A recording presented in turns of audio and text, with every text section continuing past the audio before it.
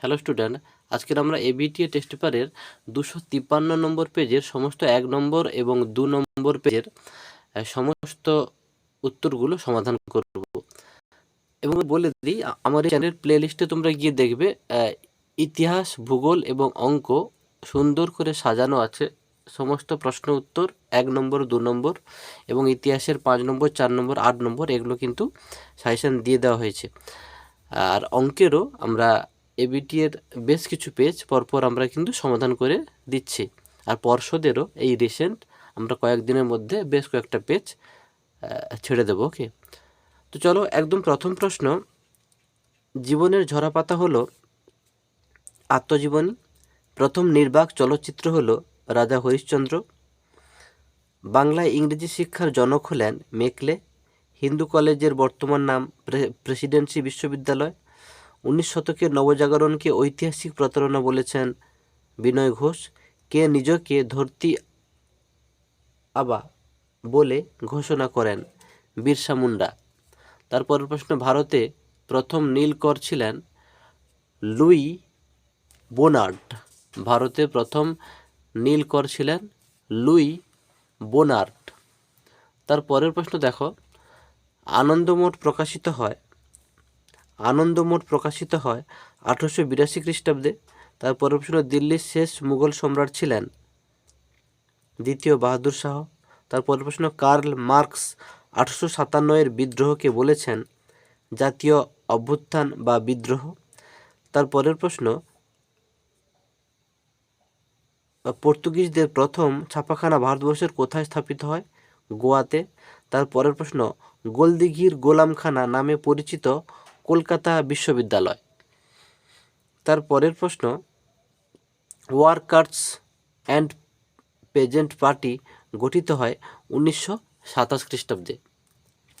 Okay, workers and present party গঠিত হয় 1927 খ্রিস্টাব্দে। তারপরে দেখো 1.14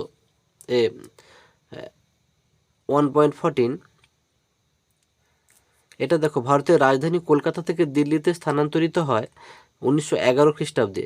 তারপরে গণবাণী পত্রিকার সম্পাদক ছিলেন কাজী নজরুল ইসলাম। তারপরের প্রশ্ন, ভারতের নাইটেঙ্গেল নামে পরিচিত সরোজিনী নাইডু। পরের প্রশ্ন, অ্যান্টি সার্কুলার সোসাইটির প্রতিষ্ঠাতা ছিলেন শচীন্দ্র প্রসাদ বসু। তারপরের প্রশ্ন, ভারতের বিপ্লববাদের জনক বলা হয় বাসুদেব বলবন্ত ফাঁদকে। তারপরে রাজ্য পুনর্গঠন কমিশনের সভাপতি ছিলেন, এটা হবে ফজল আলী। তমস উপন্যাসটি রচনা করেন, এটা হবে ভীষ্ম সাহানি। তারপরে বিভাগ খতে দেখো, একটি বাক্যে উত্তর দাও। ব্রাহ্মিকা শাড়ি পরার পদ্ধতির সূত্রপাত হয় কোথায়? জোড়াসাঁকোর ঠাকুর পরিবারে। তারপরে বঙ্গমাতা ছবিটি আঁকাকার? অবনীন্দ্রনাথ ঠাকুর। হিন্দু প্যাট্রিয়ট পত্রিকা কোন বিদ্রোহকে সমর্থন করেছিল? নীল বিদ্রোহকে সমর্থন করেছিল হিন্দু প্যাট্রিয়ট পত্রিকা। ভারতের প্রথম মহিলা চিকিৎসক কে? কাদম্বিনী বসু।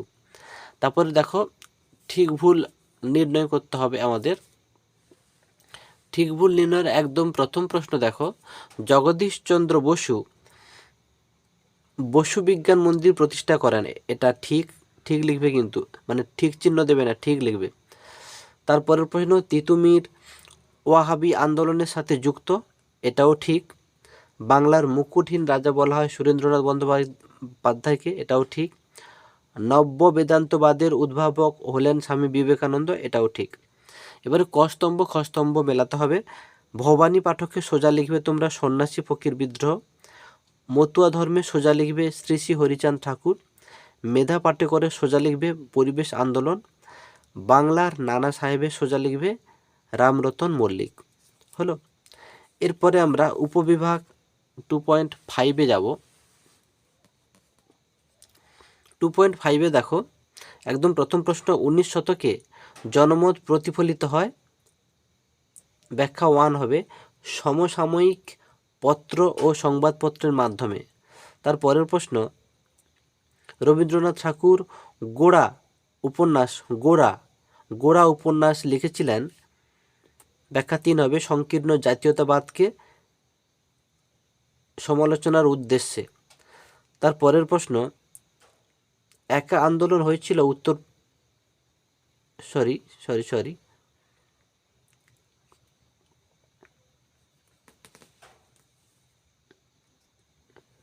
দেখো আবার প্রথম থেকে বলছি। 19 শতকে জনমত প্রতিফলিত হয়, এর ব্যাখ্যা হবে সমসাময়িক পত্র ও সংবাদপত্রের মাধ্যমে। তার পরের প্রশ্ন, রবীন্দ্রনাথ ঠাকুর গোরা উপন্যাস লিখেছিলেন? এর ব্যাখ্যা হবে সংকীর্ণ জাতীয়তাবাদকে সমালোচনার উদ্দেশ্যে। তার পরের প্রশ্ন, একা আন্দোলন হয়েছিল উত্তরপ্রদেশে, এর ব্যাখ্যা হবে এটি ছিল কৃষক আন্দোলন। তার পরের প্রশ্ন, 1961 সালের ডিসেম্বর মাস নাগাদ গোয়া ভারতভুক্ত হয়, এর ব্যাখ্যা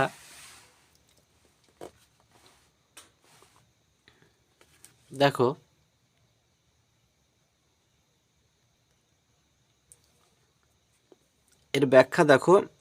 এর ফলে ভারতের সার্বভৌমত্ব সুপ্রতিষ্ঠিত হয়। এরপরে দেখো এই 2 নম্বরে 11 দিয়ে 22, এই 22 তোমাদের পেতেই হবে, যার জন্য প্রায় 20টা মতো পেজ যদি তোমরা সলভ করতে পারো এখানে 22 পেয়ে যাবে। আর 1 নম্বর 2 নম্বর যদি ফুল নম্বর পেতে পারো তোমাদের 80 পাওয়া খুব সহজেই। আর 8 নম্বরের তো আমরা সাজেশন দিয়ে দিয়েছি, ওগুলোর মধ্যে একটা পাবেই, 4 নম্বরেরও দেওয়া হবে।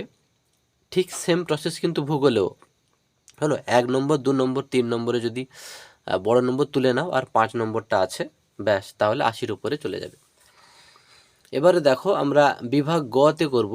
বিভাগ গ-এর একদম প্রথম প্রশ্ন দেখো, ব্রিটিশ সরকার কেন 1878 খ্রিস্টাব্দে সোমপ্রকাশ সমসাময়িক পত্রিকা বন্ধ করে দেয়? দেখো উত্তরটা দেখিয়ে দিচ্ছি। দেখো একদম প্রথম থেকে শেষ পর্যন্ত এটা লিখে দেবে। ওকে, তাহলে আমরা এর পরের প্রশ্নে যাচ্ছি।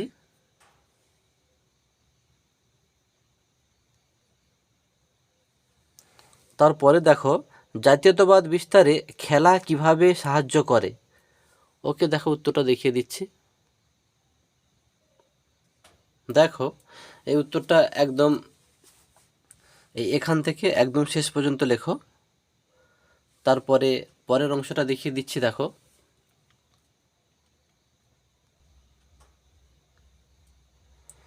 দেখো একদম শেষ অংশটাও দেখিয়ে দিলাম। তোমরা খাতায় সুন্দর করে ফ্রেশ করে তুলে মুখস্থ করে সময় পেলে লিখবে, নাহলে চেষ্টা করবে সায়েন্সের সাবজেক্টগুলোতে প্রচুর প্র্যাকটিস এবং পরীক্ষা দেওয়ার। ওকে, তার পরের প্রশ্নে যাচ্ছি। তারপরে দেখো, প্রাচ্য ও পাশ্চাত্য দ্বন্দ্ব কি? রিপিট প্রশ্ন দেখিয়ে দিচ্ছি। দেখো এই যে প্রাচ্য পাশ্চাত্য দ্বন্দ্ব কি, একদম শুরু থেকে শেষ পর্যন্ত লিখে দেবে। হলো, তার পরের প্রশ্নে যাচ্ছি। কবে কি উদ্দেশ্যে জনশিক্ষা কমিটি গঠিত হয়? দেখো উত্তর দেখিয়ে দিচ্ছি। দেখো এই উত্তরটা হবে কবে কি উদ্দেশ্যে জনশিক্ষা কমিটি গঠিত হয়। হলো, এখান থেকে এতদূর পর্যন্ত। ওকে, তার পরের প্রশ্নে যাচ্ছি। 3 কাঠিয়া প্রথা কি? দেখো উত্তর দেখিয়ে দিচ্ছি। দেখো এই যে 3 কাঠিয়া প্রথা একদম 1917 খ্রিস্টাব্দে বিহারের চম্পারণ জেলায় 3 কাঠিয়া প্রথাকে কেন্দ্র করে একদম প্রথম লাইন থেকে একদম শেষ পর্যন্ত এই যে অবসান ঘটে পর্যন্ত, হলো এই প্রথার অবসান ঘটে পর্যন্ত। তারপরের প্রশ্নে যাচ্ছি। তারপরে দেখো, দুদু মিয়া স্মরণীয় কেন? দেখো উত্তর দেখিয়ে দিচ্ছি। দেখো এই যে উত্তর মাধ্যমিক 2018 এসছে, দুদু মিয়া স্মরণীয় কেন, একদম প্রথম থেকে যতটা দেখতে পাচ্ছ লেখো, তারপরের অংশটা দেখিয়ে দিচ্ছি।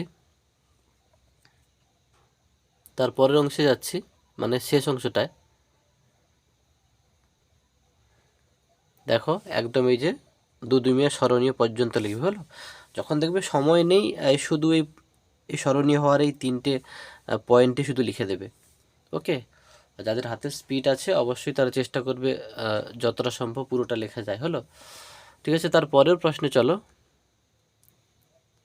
ইলবার্ট বিলে কি বলা হয়েছিল? দেখো উত্তরটা দেখিয়ে দিচ্ছি।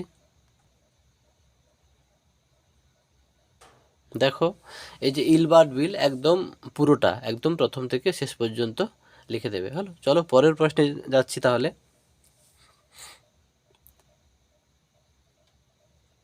তার পরের প্রশ্ন দেখো গগনেন্দ্রনাথ ঠাকুরকে বাংলা ব্যঙ্গচিত্রের জনক বলা হয় কেন? দেখো উত্তর দেখিয়ে দিচ্ছি। দেখো এই উত্তরটাই লিখতে হবে। হলো, বা গগনেন্দ্রনাথ ঠাকুর বিখ্যাত কেন, দুটো কথাই হচ্ছে একই। হলো, একদম প্রথম থেকে শেষ পর্যন্ত লিখবে। চলো তার পরের প্রশ্নে যাচ্ছি।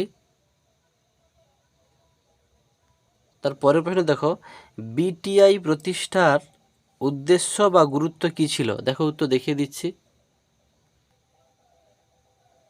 দেখো এই যে কারিগরি শিক্ষা বিস্তারে এই যে বিটিআই, হ্যাঁ, বিটিআই শিক্ষার উদ্দেশ্য বা গুরুত্ব একদম শুরু থেকে এতদূর যতটা দেখা যাচ্ছে লিখবে, তারপরে শেষ অংশটা আমি দেখিয়ে দিচ্ছি। দেখো একদমই পরিণত হয় পর্যন্ত লিখবে। ওকে, এবারে হয়তো একটু বড় মনে হচ্ছে, পড়ে মোটামুটি গুরুত্বপূর্ণ তথ্যটাকে তুলে ধরতে হবে। ওকে, ঠিক আছে, চলো তার পরের প্রশ্নে যাচ্ছি।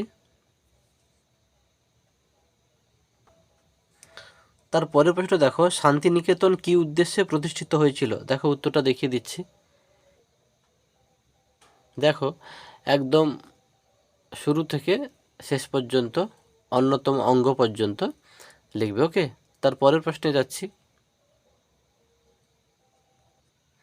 দেখো কৃষক প্রজাপার্টি কাদের উদ্যোগে তৈরি হয়? দেখো উত্তরটা দেখিয়ে দিচ্ছি। দেখো এই উত্তরটা লিখে নেবে।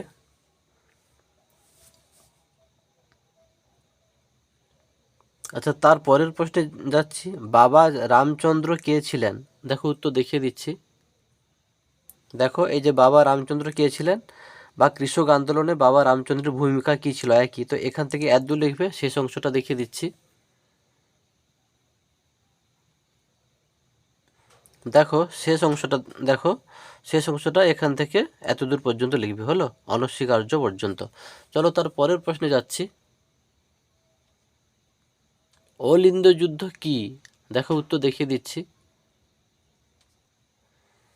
দেখো এই যে অলিন্দ যুদ্ধ কি বা কাকে বলে, এখান থেকে এতদূর লিখবে, তারপরে শেষ অংশটা দেখিয়ে দিচ্ছি।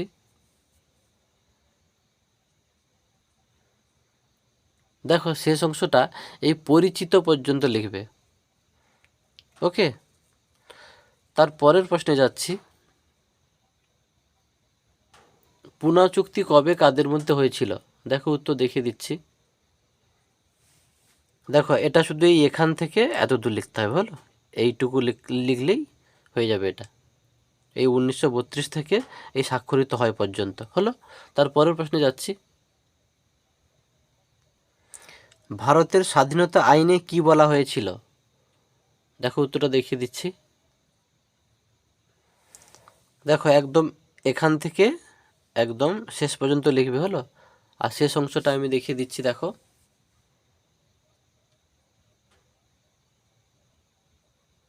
দেখো এই যে শেষ অংশটা এই যে অবসান ঘটবে পর্যন্ত।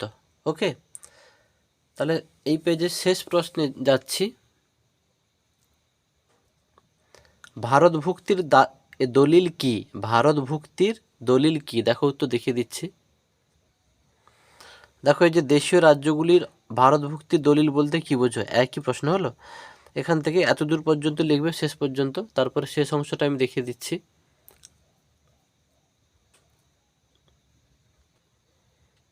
দেখো একদম এই শেষ পর্যন্ত এই যে শক্তিশালী রাষ্ট্রে পরিণত হয় পর্যন্ত লিখবে।